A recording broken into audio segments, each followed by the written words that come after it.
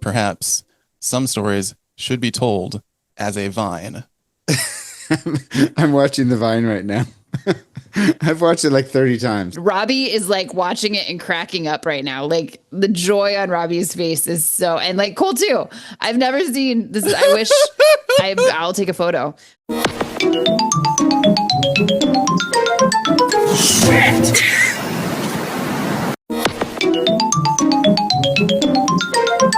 Shit!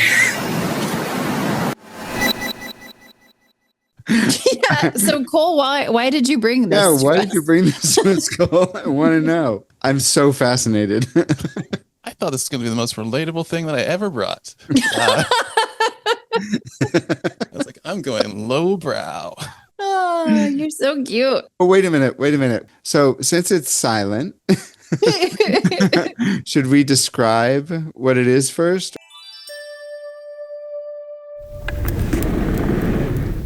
I get it. I realize I am not one of the creatives in this organization. I use Excel.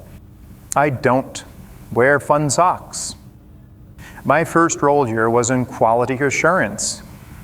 And I still think Wicker Park is a pretty cool neighborhood. And I know I said I wasn't going to micromanage your team, but you need to promise me, and this time make good on that promise, that the next scene that you choose to present has dialogue. D-I-A-L-O-G-U-E. Dialogue. And while we're at it, maybe some exposition. I don't know.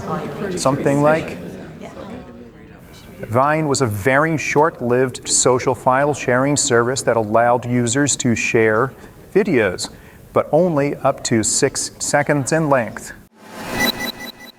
But just to be clear, part of the reason you brought this to us was because it's relatable. I'm quoting you now. Yes, that could be a word you would use. Okay. Since it's silent, each of the three of us are going to individually describe what you would be seeing. I know very little about Vine, so I have watched this at least 30 times, like I said. And what I'm seeing is it's in two parts. The first part is sort of the logo to what I believe is the person who's making the Vine, which is like there's a purple cube that's unfurling into the shape of a cube. It was sort of like the 90s computer screensaver, like a little building block that's like, it's like snaking. It's like gonna make a cube, but it's like sort of snake. It's a purple bunch of cubes making a bigger cube in a snake-like manner. And it reminded me of like the Nintendo logo or like the Nintendo commercial, but I'm not sure it was that. And then it gets to almost the fourth side. It's about to go inside the cube, but then it cuts to this guy walking in front of a 7-Eleven, holding what I also believe to be like a big gulp at a 7-Eleven, and then he trips in front of a 7-Eleven, falling down and spilling what I believe to be a big gulp. Mm-hmm. and then they get up. And then it repeats. Yeah, and then it just repeats. But there's no looking around. It's just, he's not like, it isn't like when people fall down and they're like, did anyone see me? No. He's just getting up. And then it goes back to that little purple cube. That makes it even funnier for me. Is there something else we were supposed to have seen? No, just the layers of description. Could you describe it, please, also, Jaclynn, since we're all three describing? He trips. And so my thinking was out of nowhere. Like if you do not have these two things put together, there's just a man walking, holding a giant drink, tripping for absolutely no reason. It's like, how do you explain in this matrix what has just happened? Robbie is like watching it and cracking up right now. Like the joy on Robbie's face is so, and like Cole too. I've never seen this. I wish I'll take a photo. So my thinking is that like, what these two things put together is trying to explain what has happened to this man.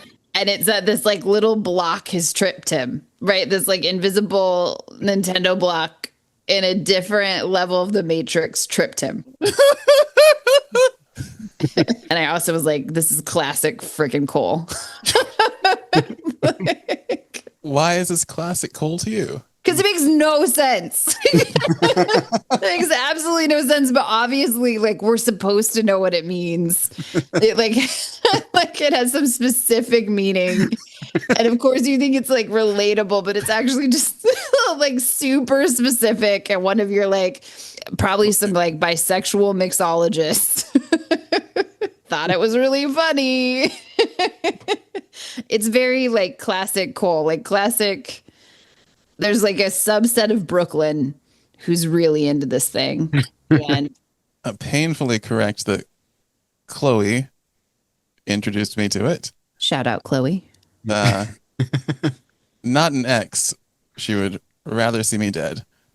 So it begins with the GameCube startup logo at the moment where the GameCube often hiccups and doesn't actually start up. You cut from the logo to somebody in front of a 7-Eleven falling flat on their face, dropping their big gulp. And then the thing that you caught on, Robbie, is the thing that makes it so perfectly a story to me of you see them try to get up, which if they just landed flat on their face, I'd be like, that's not a story. That's just like making fun of somebody falling down. But the fact that they're trying to get up Oh, yeah. makes it a whole story to me. Because there's a struggle and a hero's journey in all of this. Okay. When I studied theater in Italy. Oh, Yeah, okay. there we go. All right. There we go. You're literally scratching do your it. neck beard like the most pretentious Italian theater student. Oh my God, cover your ears. It's not pretentious if you mean it in your heart. So we learned about the verticality of a Greek chorus. Pretenshy alert. That the Greek chorus speaks up to the gods always. And there was an exercise we did where we had to memorize a line of dialogue. We had to speak it up to the heavens and then try to stand up and get knocked down by the gods. And the way that the exercise worked was you were constantly saying this thing and being pushed to the ground and trying to get up, and then get pushed to the ground and try to get up. And the struggle to sort of get up and stay up becomes more difficult and quicker. And then the way that you're screaming to the gods becomes louder and more intense. And the idea is that the gods are constantly trying to squish you, and man is constantly trying to stay up. And when you mentioned this, Cole, that's exactly what I thought. I was like, right, of course. Like, It's an exercise in verticality. man trying to get up from his own stupidity, but in this case, it's like, it's perfect Americana. It's like the 7-Eleven and someone like tripping over his own feet. But yeah, you're right. It is this. That is what makes it quite a story. Because I was wondering, where is this a story? Yeah. Did you watch the background ones? Did you give them to us? Did you give us Yeah. background stuff? Oh, where? They're the second link in the same text. Oh, that's what those were. No, I didn't see that. Oh. Yeah. No. Oh, I'm sorry. No, I didn't. Well, just know that what Robbie described is the reason why one rises above. Some of those, there's like 400, like people make them all the time. Yeah. Many of those don't work, and some of them do work. And the compilation. one really is made by the getting up, like the struggle. Even though you think that all of the ones in the background are like, oh yeah, that's the same thing. It's not the same thing. And that's why what Robbie described is the reason why one rises above. Ooh. Very Hemingway 6-word. What's the shortest visual story you can tell, I guess? This is the Hemingway of vines. Yeah. For sale, baby shoes never worn. That was the second point I had down to of why I brought this to you. The first was we could talk about what's the shortest story possible. And the second was Jaclynn often quotes Hemingway at me with this one-line story. Oh, and I did it without. Yeah. I feel so set up. I'm looking at some of the background stuff, and some of it's like the one with the kid. Something falls behind him, but then he just kind of turns to the camera and puts his arms out. Like that's such a nice little. And there's something about the timing of this as well that's really great. Like that little cube kind of goes into the air and flips, and then it just shows whatever it's showing, which Yeah, some of the edits are better than others. Like there is one where like the motion of the flip cube turns into a flip. That's a good edit, right? Like the motion matches the motion. But the one that you gave us doesn't make a full G, or I would have noticed it wasn't Nintendo. It didn't get all the way to the G in the one that we got to. oh, the G, right. That's what it is. Okay. GameCube. So having a story told in that short a time, what does that do for you as like, I guess as the audience member? Like what effect does it have on you? Having a story told in this short of a time period makes me look you in the eye as a writer or creator and have you look back and we each say, I see you, which is to say, like, respect to the people who can do this and do it well. Yeah, it's very cinematographer of you, I feel like. Yeah, it's not a very wordy format. I mean, there were literally no words. Wait, can you explain that again? Because I think I missed the All of it. no. I didn't miss all of it, but like you said at the beginning that it makes you look someone in the eye who does that and say, you get me. What is the thing that they got? The fact that we are both storytellers. And does that come from like, had you not seen him get up, would it? If he had not gotten up, I'd be like, this is bull crap. It's just a vine. Could it have just been a vine? Or you would have hated it? So it would have been a TikTok. Like the point of a Vine is that there is a story to it. Yeah, no, that's great. I did wonder. I almost said, was Vine a precursor of TikTok? Because that's how this feels. The unresearched reason that Vine failed is that they were 100% about these are supposed to be stories.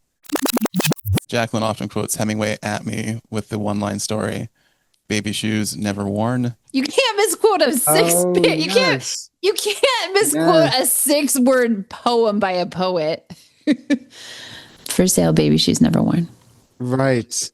And my favorite living author is Lydia Davis, who specializes in flash fiction or microfiction that's rarely more than a few pages long and sometimes shorter than a typical paragraph even. So this is very much in my general wheelhouse. You really do love that. You gave me that book for a holiday. Yeah, I wish I could give it to more people. I wish Vine was still around. I feel like we didn't know what we had until it was gone. Yeah, because they really are not TikToks or YouTube videos or like the other things that survived because they're just algorithmically monetized.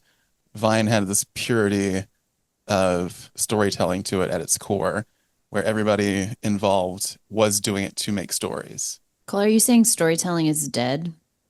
Are you saying storytelling has been killed by the algorithm? I'm saying short form storytelling really has been.